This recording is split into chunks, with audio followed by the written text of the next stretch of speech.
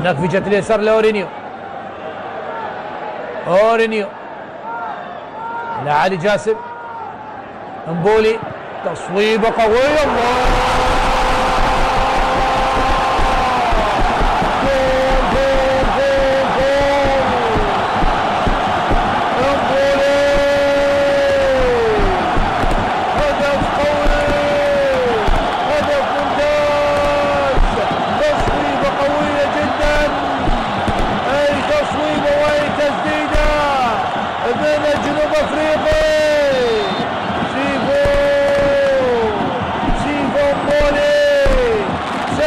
كرة قوية وقوية جدا.